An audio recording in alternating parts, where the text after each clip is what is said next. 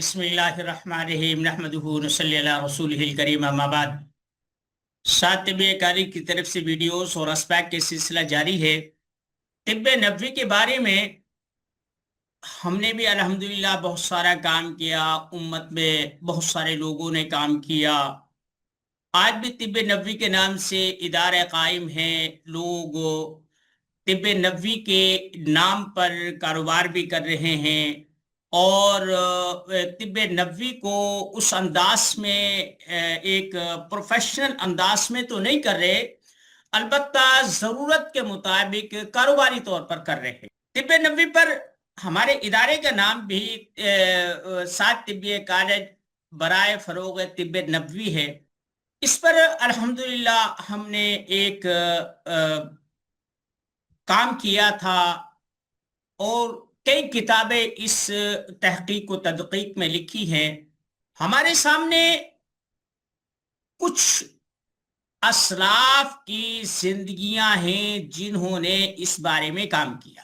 امام ذہبی ہے، ابن قیم، اور اسی طریقے سے المقدسی ہے، اور کئی ایسے لوگ ہیں جنہوں نے طب نبوی کے عنوان سے کتابیں۔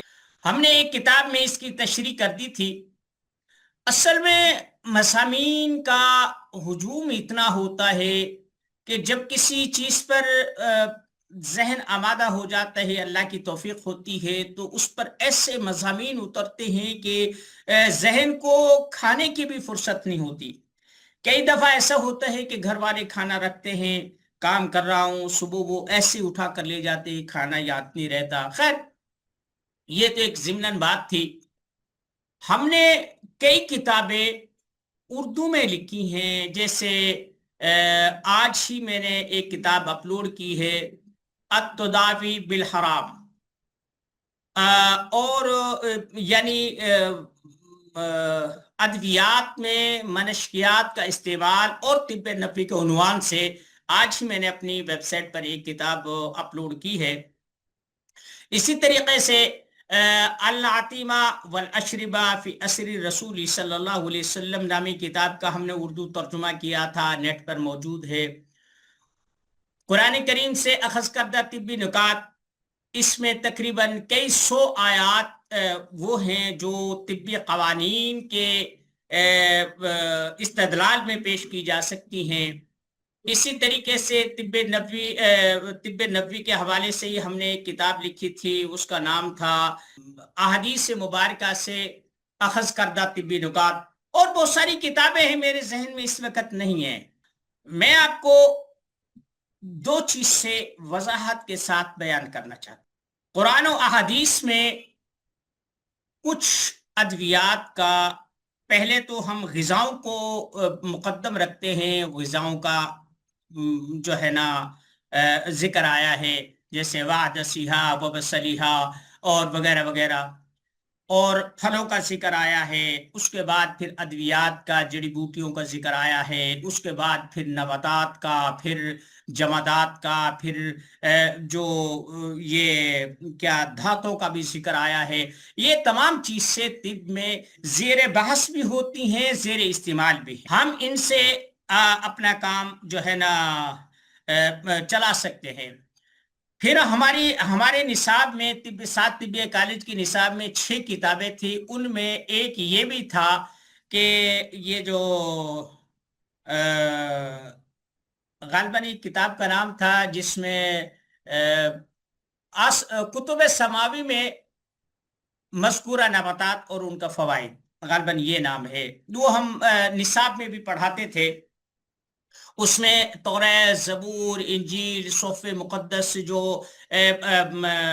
قدیم و جدید ہیں، ان سے، قرآن اور حدیث سے، یہ جو جڑی بوٹیاں اور جو غذائیں، جو خوراکیں، جو اناج بیان ہوئے تھے، وہ ہم نے اس کتاب میں بیان کر دیے تھے۔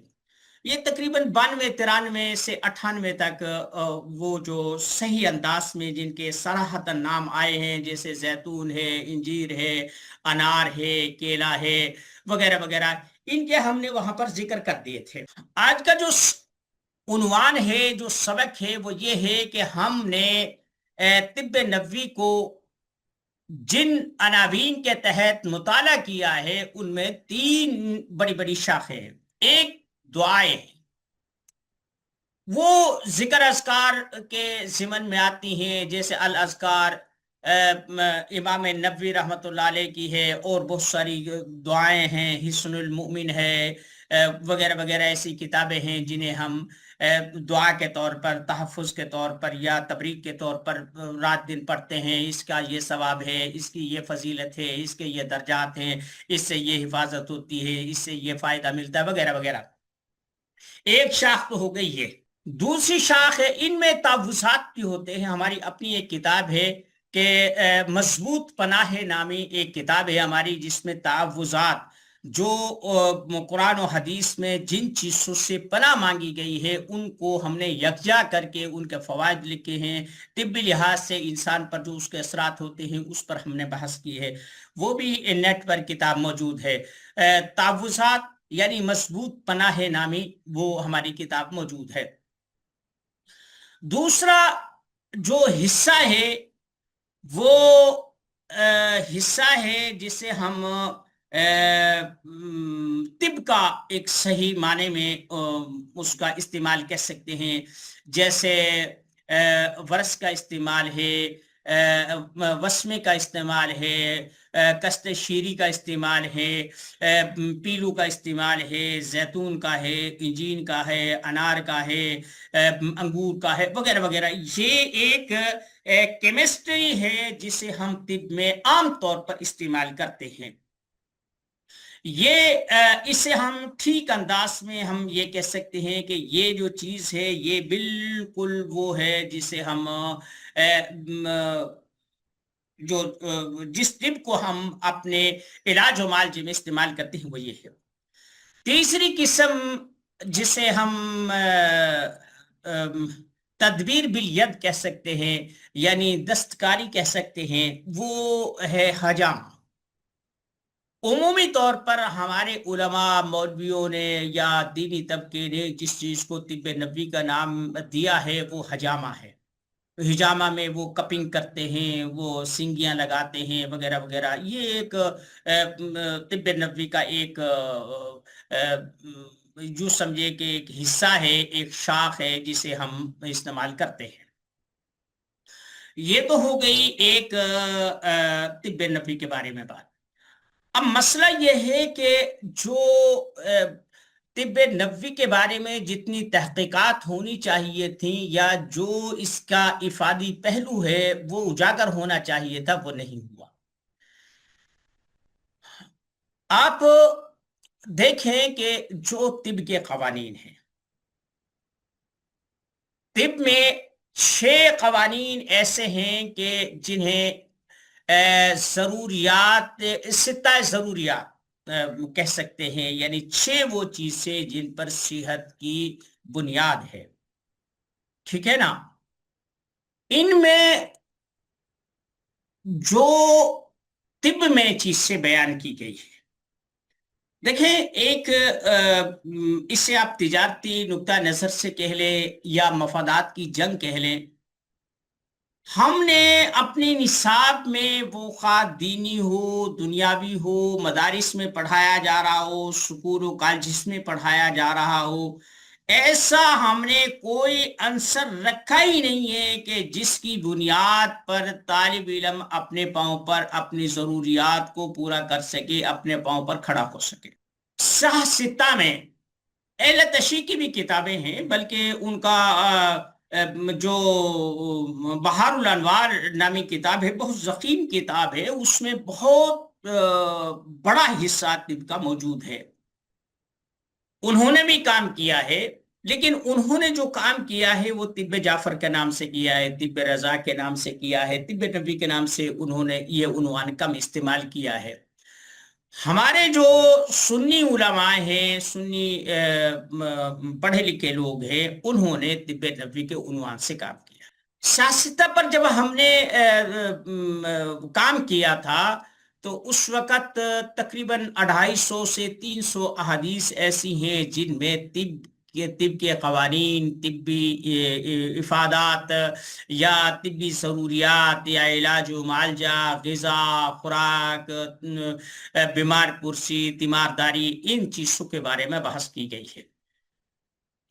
اب ہم کتاب الزکوٰۃ کو بہت پڑھتے ہیں، کتاب الصلاۃ کو، کتاب الطہارت کو، کتاب الحج کو، کتاب الصلاۃ کو، بڑی اتنی لمبی چوڑی وہ بحثیں کرتے ہیں، لیکن کتاب الطب پر ابھی تک کوئی ایسا کام نہیں ہوا۔ اور ایسی بھی بات نہیں ہے کہ یہ کوئی متروک العمل چیز ہے یا یہ منسوخ چیز ہے، یا اسے ہم ایک ہی چھوٹی سی اپنی مسلک کی تائید کے لیے، اپنی مسلک کی ساکھ کو برقرار رکھنے کے لیے پتہ نہیں کہاں کہاں سے وہ چھوٹی موٹی ایسی دلیلیں لے آتے ہیں، کمزور ہوتی ہے اسناد کے لحاظ سے بھی، استدلال کے لحاظ سے بھی، لیکن اس پر ہم اپنی جو ساکھ ہے اسے برقرار رکھنے کے لیے اسے اولیت دیتے ہیں۔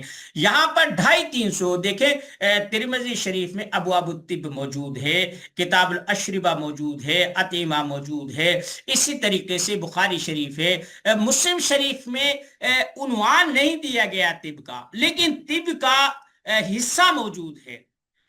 لیکن جو 5 کتابیں ہیں جیسے بخاری ہے، ترمذی ہے، نسائی ہے، ابو داؤد ہے، وغیرہ وغیرہ، ان سب میں طب کے حوالے سے پوری کتاب موجود ہے، اور ایک بہت بڑا حصہ احادیث کا اس میں موجود ہے۔ لیکن حیرت کی بات یہ ہے کہ یہ جو حصہ ہے اسے ہمارے علماء کرام پڑھاتے ہیں، تبرکن پڑھاتے ہیں، عملاً اس کا کوئی گزر نہیں ہے۔ اب کتاب الزکوٰۃ پر، کتاب الحج پر، کتاب الطہارت پر، وغیرہ وغیرہ، کتاب الحیض پر اتنے لمبے اور سچی بات یہ ہے کہ اب دیکھیں نا، اگر آپ طب کو چھوڑ دیں گے، نہ آپ پاکی، طہارت، نجس اور ان ولادت، حیض، نفاس، ان کی ٹھیک انداز میں آپ تشریح کر ہی نہیں سکتے، کیونکہ ان چیزوں کا طب سے تعلق ہے، طبیب سے تعلق ہے، فقیہ سے تعلق نہیں ہے۔ اسی طریقہ کتاب الاشربہ، اطعمہ، یہ جو چیزیں ہیں، 3 گھونٹوں میں پانی پینا، بیٹھ کر پانی پینا، اور پھر دھوپ چھاؤں میں ہونا، زندگی کو کس انداز میں، کس وقت سونا، کس وقت جاگنا، ہم اسے بطور تبریک کے بیان کرتے ہیں، لیکن طبی مسائل اور طبی ضروریات کے تحت اسے بیان نہیں کرتے۔ اس کی وجہ یہ ہے کہ ہم اس چیز کے بارے میں نہ تو وہ تحقیق کرتے ہیں اور نہ ہی اس کی ضرورت محسوس کرتے ہیں۔ اگر جو صح ستہ میں کتاب الطب موجود ہے، یا انسانی جسم، انسانی حوالے سے چیز موجود ہے، اگر وہ چیز سامنے آ جائے تو پڑھنے والے کی بھی ضرورت ہے، پڑھانے والے کی بھی ضرورت ہے۔ اب ہم ایک طرف کہتے ہیں کہ اسلام مکمل ضابطۂ حیات ہے، اسلام کے پاس سارے سوالوں کے جوابات موجود ہیں، لیکن جو علم بردار ہیں اسلام کے، وہ خود ایک کلینک پر، ڈاکٹر کی دکان پر یا ہسپتال کی لائن میں دکھائی دیتے ہیں، کسی حکیم سے دوائی لیتے دکھائی دیتے، خود وہ کچھ نہیں کرتے۔ اس کی وجہ یہ ہے کہ یہ جو حدیث پاک میں یہ چیزیں آئی ہیں، یہ کوئی معمولی چیزیں نہیں ہیں، لیکن ہم نے اس طرف توجہ نہیں دی، اس وجہ سے ہم محروم رہ گئے۔ اب دیکھیں نا، کون سی ایسا بیماری ہے یا کون سا ایسا مرض ہے جس کے بارے میں غذا کا تصور موجود نہ ہو، دوا کا تصور موجود نہ ہو، پرہیز کا تصور موجود نہ ہو، اور یا پھر صحت کی ڈیفینیشن نہ ہو۔ اب یہ دیکھیں نا، ایک مریض جاتا ہے، کہتا ہے جناب میں بیمار ہوں۔ اب وہ روزے رکھنے، نماز کے قیام و قعود، اور اسی طریقے سے آپ دوسرے جتنے بھی معاملات ہیں، اب وہ کہتا ہے جی اگر ہمارے مفتی صاحبان بھی آپ دارالفتاء چلے جائیں یا بڑے بڑے فتاووں کی کتابیں لکھ کر پڑھ کر دیکھ لیں، اس میں پتہ کیا لکھا ہوتا ہے کہ ایک معتبر طبیب حکیم ڈاکٹر اگر کہہ دے تو عورت روزہ چھوڑ سکتی ہے، بیمار روزہ چھوڑ سکتا ہے، مسافر روزہ چھوڑ سکتا ہے۔ اب وہ مسئلہ کس سے پوچھ رہا ہے؟ مفتی سے پوچھ رہا ہے، عالم سے پوچھ رہا ہے، اپنے امام سے پوچھ رہا ہے۔ اور وہ کہتا ہے کہ جناب اگر طبیب کہتا ہے یا ڈاکٹر کہتا ہے، معالج کہتا ہے تو آپ روزہ چھوڑ سکتے ہیں۔ اب وہ معالج کون ہے؟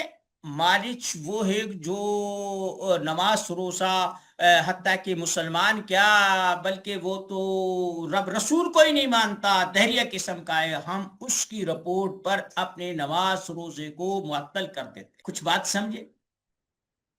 اب وہ طبیب تو وہ تو کہتا ہے بھائی کھاؤ پیو، وہ آپ کی شریعت، آپ کی مسلک یا آپ کے مذہب دین سے اس کا کوئی تعلق نہیں ہے۔ آپ کے مذہبی جذبات کیا ہیں وہ اس سے اس کا کوئی تعلق نہیں ہے۔ اس سے تو اپنی فیس سے غرض ہے، وہ اپنی ضرورت سے غرض ہے، وہ اپنے کاروبار کی دیکھے گا، آپ کے مذہب اور دین کو نہیں دیکھے گا۔ اس کا ذمہ دار کون ہے؟ وہ مفتی ہے جو فتویٰ دیتا ہے، وہ عالم ہے جس سے یہ سوال کیا گیا ہے، وہ امام ہے جس سے یہ بات پوچھی گئی۔ پھر ایسی کون سی قباحت ہے کہ ہم طب کو نہیں پڑھتے؟ یہ جو ہم کہتے ہیں ایک بھی حدیث کو کوئی آدمی چھوڑے اسے منکر حدیث کہتے ہیں، یہاں تو ایک پورا گٹھ موجود ہے، ایک بہت بڑا ذخیرہ موجود ہے، ہم اس کو عملاً ترک کیے ہوئے۔ اس کا مقصد تو یہ ہے کہ ہمیں جو چیزیں مثلا ہمیں ضرورت ہے ایک اساتذہ کا ادب ہو، شاگرد کے حقوق اور اس کے قواعد مقرر کیے جائے، ہمارے مدرسے کے کتاب کے حقوق ہوں، یعنی جہاں ہمیں ہمارے مفادات کو تحفظات ہے وہاں پر ہم نے وہ تمام چیزیں اس کو دین بنا کر دین کے زمرے میں شامل کر کے پیش کرتی ہیں۔ اور جہاں ہمارے مفادات نہیں ہیں یا ہم وہ چیز نہیں کرنا چاہتے، ان چیزوں کو ہم نظر انداز کر دیتے ہیں اور ان چیزوں کو ہم چھوڑ دیتے ہیں۔ تو اس لیے بھائی بات یہ ہے کہ طب نبوی جس طریقے سے نماز فرض ہے، روزہ فرض ہے، زکوٰۃ فرض ہے، حج فرض ہے، اسی طریقے سے صلہ رحمی فرض ہے، ساری چیز فرض ہے۔ اب یار یہ چیز دیکھو کہ ہم یہ کہتے ہیں ایک آدمی کی عادت کے لیے جب کوئی آدمی جاتا ہے 70,000 فرشتے صبح سے لے کر شام تک اس کے لیے دعائیں کرتے ہیں۔ دوسرا کہتا ہے کہ صبح سے لے کر شام تک، شام سے لے کر صبح تک۔ اب مجھے یہ بتاؤ کہ جو آدمی اس بیمار کا علاج کرے گا اس کی فضیلت کیا ہوگی؟ یا تمہیں اوپر کے جو نیکیاں اور ثواب ہیں، درجات وہی چاہیے جس میں ذمہ داری اٹھانی پڑے، وہ ہمیں قبول نہیں ہے۔ تو بھائی بات یہ ہے کہ ہمیں دیکھیں، مجھے پتہ ہے کہ جب علماء یہ چیز سنیں گے، مفتیان اسا، مدارس کے محتمم صاحبان، اساتذہ کرام، وہ تعویل کرو نہیں جی ایسا نہیں ہے، یوں نہیں ہے، ایسا وہ ہے، ایسا ہے۔ لیکن سچی بات یہ کہ آپ کی جو ذمہ داری عائد ہوتی ہے، آپ نے اس سے اپنی ضرورت کو پورا نہیں ہونے دیا۔ آپ پر جو ذمہ داری عائد ہوتی تھی، آپ نے اس فرائض کے انجام دہی میں غفلت سے یا مجرمانہ غفلت سے کام کیا ہے۔